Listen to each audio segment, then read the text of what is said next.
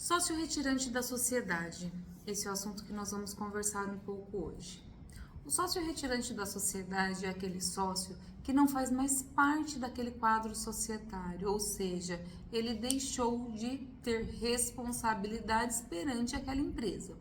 Porém, essa responsabilidade precisa ser anotada, precisa ser realizado um contrato social com a exclusão desse sócio e o registro perante os órgãos competentes, no estado de São Paulo, JuSesp. Nesse caso, o sócio sendo retirado, saiu da sociedade e registrou essa saída, começa a contar o prazo de 2 anos que ele ainda responderá pelos débitos da empresa.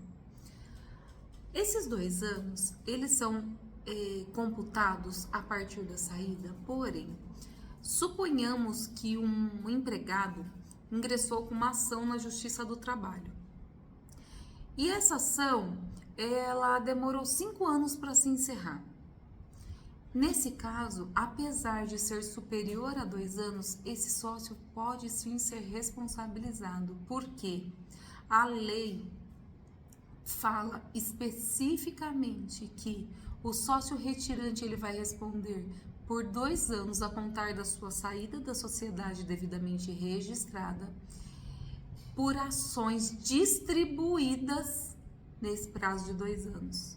Ou seja, se uma ação foi distribuída dentro do período de 2 anos que esse sócio se retirou da sociedade, independente do prazo para a instrução processual, para todo o trâmite processual, esse sócio pode sim ser responsabilizado.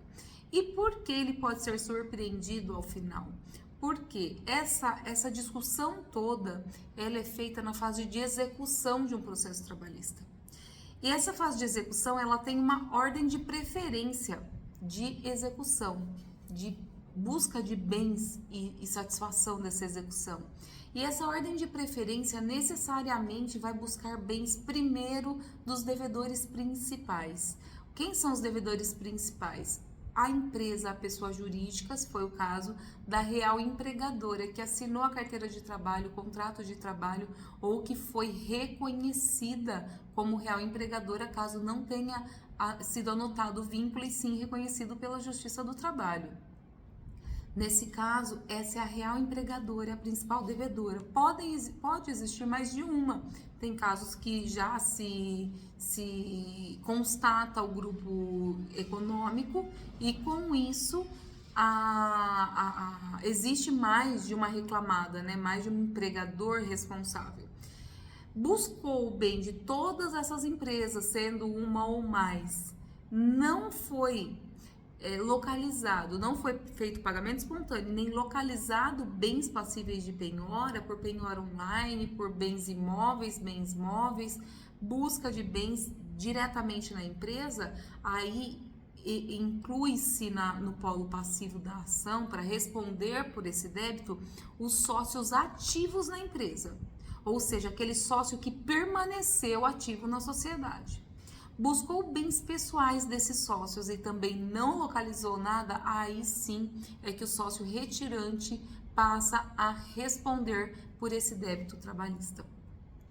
Nesse caso, é importante pontuar também que esse sócio retirante ele vai responder por débitos trabalhistas do período em que ele foi sócio, ou seja, uma pessoa que começou a trabalhar depois que ele já havia saído da empresa, porém a sua reclamação trabalhista foi nesse prazo de 2 anos, esse sócio não responde.